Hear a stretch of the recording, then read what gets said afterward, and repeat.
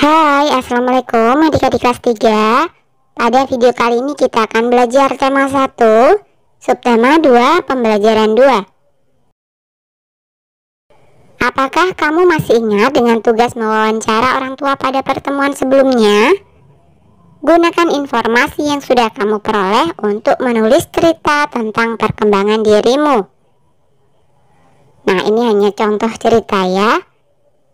Nama saya Andi. Saya lahir di Jakarta. Ketika baru lahir berat badan saya 3 kg dan tinggi badan saya 50 cm. Dan sekarang di umur 9 tahun berat badan saya 29 kg. Dan tinggi badan saya 133 cm. Saya mulai bisa merangkak di usia 10 bulan. Bisa berjalan di usia 13 bulan.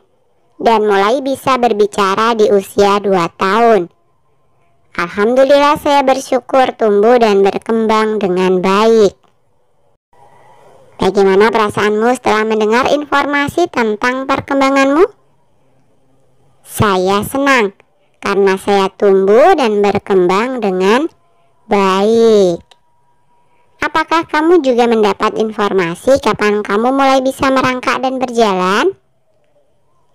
Saya merangkak di usia 10 bulan dan bisa berjalan di usia 13 bulan. Ayo berlomba adu kecepatan berjalan, merangkak, dan berlari dengan teman-temanmu. Ikuti langkah-langkah kegiatan seperti berikut. 1. Buatlah garis lintasan dan beri tulisan garis start dan finish terlebih dahulu. 2. Berbarislah di depan garis start.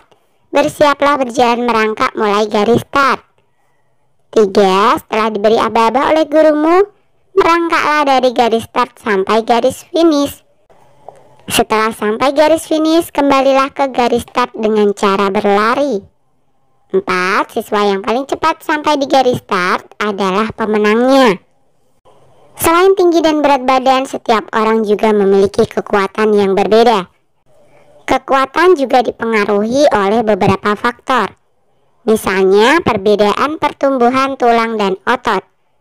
Semua perbedaan merupakan anugerah Tuhan. Kita wajib mensyukurinya. Menghargai perbedaan. Perubahan tinggi dan berat badan manusia berbeda-beda. Kekuatan manusia juga berbeda-beda. Perubahan tinggi dan berat badan serta kekuatan adalah contoh pertumbuhan dan perkembangan manusia. Pertumbuhan dan perkembangan dipengaruhi oleh makanan, kebiasaan olahraga, dan faktor yang diturunkan oleh orang tua. Tuhan menciptakan berbagai macam makhluk hidup berbeda-beda. Perbedaan ini adalah karunia Tuhan. Kita harus saling menghargai dan menghormati perbedaan. Nah, tuliskan sikap yang akan kamu lakukan jika melihat beberapa hal seperti berikut. Yang pertama, kamu melihat teman yang kesulitan mengambil benda di atas tempat yang tinggi. Sikap yang akan kamu lakukan adalah membantunya untuk mengambil benda di atas tempat yang tinggi. Kemudian yang kedua, kamu melihat temanmu yang kesulitan membawa barang bawaan.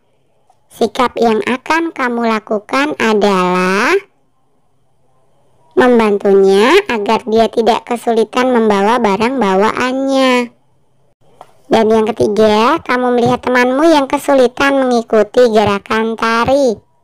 Sikap yang akan kamu lakukan adalah membantunya dengan cara mencontohkan gerakan tari dengan pelan.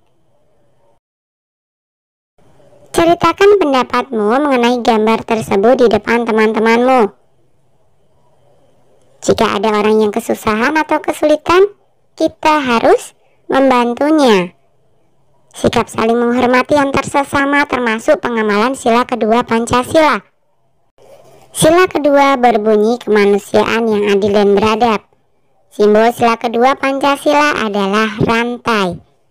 Lambang ini menunjukkan bahwa bangsa Indonesia sangat menjunjung tinggi nilai-nilai kemanusiaan, saling menghormati, saling menyayangi, dan juga memperlakukan manusia lainnya dengan baik. Oke, sampai di sini dulu video kali ini ya. Sampai jumpa di video berikutnya.